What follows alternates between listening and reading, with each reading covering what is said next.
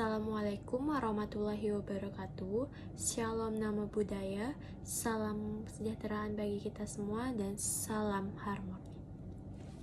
Baik, sebelumnya perkenalkan saya Feby Haulia dengan NIM 211031470, nomor absen 28 dari kelas 5K.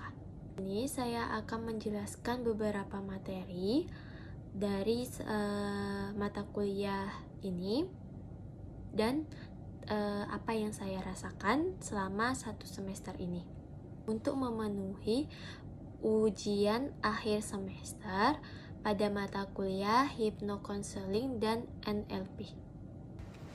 Mata kuliah ini termasuk baru bagi saya karena saya tidak pernah terfikirkan akan mendapatkan dan mempelajari tentang ilmu hipnotis. Jadi selama 1 semester ini, saya banyak mempelajari mengenai hipnotis, sugesti, deepening, dan NLP. Dalam mata kuliah ini, kita tidak hanya membahas materi saja, tetapi lebih menekankan pada praktik. Jadi menurut saya, dengan cara praktik itu lebih efektif dan lebih mendalami, serta bagaimana sih cara melakukan dan lain sebagainya. Karena jarang sekali mata kuliah yang banyak praktiknya, jadi saya termasuk suka dengan mata kuliah ini. Selama mata kuliah ini, saya mempelajari banyak hal dan berbeda dari mata kuliah lainnya, karena salah satu mata kuliah ini sangat nyata di kehidupan dan di masyarakat sekitar. Salah satunya sugesti, yang dimana sugesti biasanya lebih cenderung dilakukan oleh orang-orang berwibawa atau memiliki pengaruh besar di lingkungan yang ada dalam masyarakat. Jadi banyak sekali pengalaman-pengalaman yang dulu yang membuat kita disugestikan. Lalu saya juga belajar mengenai hipnosis, deepening, dan NLP. Jadi hipnosis itu adalah suatu kondisi di mana perhatian menjadi sangat terpusat, sehingga tingkat sugestibilitasnya meningkat sangat tinggi, yang dapat terjadi saat adanya sebuah tindakan dengan pola-pola tertentu, baik disengaja ataupun tidak disengaja, baik disadari ataupun tidak disadari. Banyak sekali jenis-jenis hipnosis.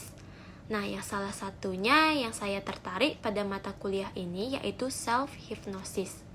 Jadi, self-hypnosis ini lebih menekankan apa yang kita rasakan dan memperbaiki kecemasan atau masalah.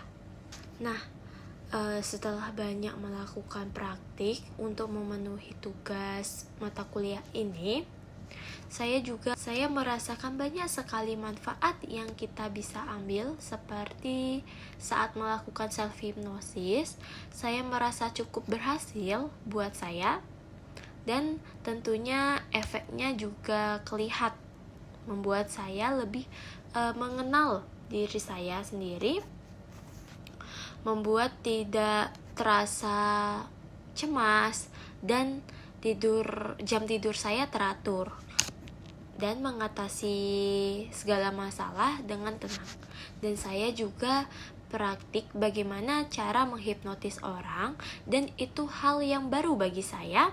Saat kita menghipnotis orang dengan niat yang baik, tentu kita harus bisa mengendalikan pikiran orang tersebut dengan apa yang kita katakan agar orang tersebut percaya, sehingga kita bisa memasuki alam bawah sadarnya. Dan hipnotis ini juga sangat baik untuk kesehatan. Jadi orang yang terhipnotis juga banyak banget manfaatnya. Salah satunya membantu mengatasi masalah, kecemasan, sehingga dalam melakukan apapun suatu masalah akan menghadapinya dengan tenang. Lalu pada materi NLP, N ini yaitu neuro, yang dimana N ilmu yang digunakan untuk mengorganisasikan suatu kehidupan pikiran dan mental manusia.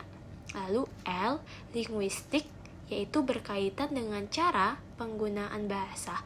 Nah, ini sangat berpengaruh bagi kehidupan, baik itu lisan, tulisan, maupun dengan bahasa tubuh.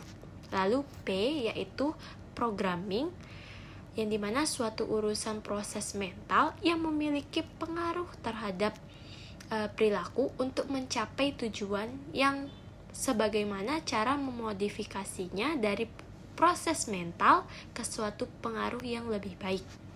Sehingga NLP ini adalah teknologi berpikir, berbahasa, berstrategi, bertindak untuk mencapai hasil yang kita inginkan. Dengan belajar NLP ini menjadikan diri kita lebih memahami cara kerja pikiran, perasaan, dan tindakan, sehingga menjadikan diri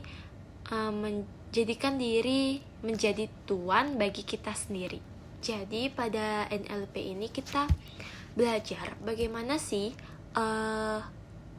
cara kita mengatur pola pikiran. Nah, setelah kita mengenal diri kita sendiri, kita juga harus berpikir bagaimana sih cara kita menghadapi suatu masalah dan bagaimana cara kita untuk kedepannya. Jadi setelah pikiran bawah sadar kita juga harus berpikir apa yang akan kita lakukan, kita melakukan apa agar kita sukses gitu. Istilahnya kita sukses. Nah, menjadi orang yang sukses, berhasil. Nah, untuk menjadi orang yang sukses dan berhasil itu tentu banyak tahapan. Orang yang sukses tentunya memiliki prinsip-prinsip dan mengerti pikiran dunia. Jadi otomatis cara mereka berbahasa, bertindak itu harus relevan. Jadi harus tidak boleh tidak ngomong ini gitu. Tidak ada sangkut pautnya. NLP ini kan kita mempelajari bagaimana untuk menjadikan kita proses mental kita menjadi yang lebih baik dan bagaimana cara kita berbahasa seperti itu.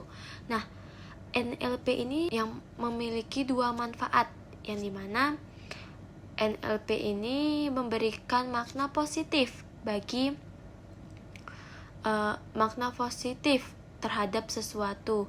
Nah, untuk mengambil keputusan yang lebih baik sebelum melangkah ke teknik, metode seperti itu. Banyak banget manfaatnya NLP ini. Terdapat dua manfaat, yaitu pertama, memberikan makna positif terhadap sesuatu atau kita mengambil keputusan yang lebih baik. Kedua, ketika kita sudah mengambil keputusan yang baik, saat kita berkomunikasi sama seseorang, kita harus menyadari setiap pembicaraan itu, setiap perkataan itu berdasarkan persepsinya, relevan seperti itu. Jadi kita mencegah pengkonflikan dan ketidakpahaman itu. Jadi sekian dari pemahaman saya. Selebihnya mohon maaf apabila ada perkataan yang salah.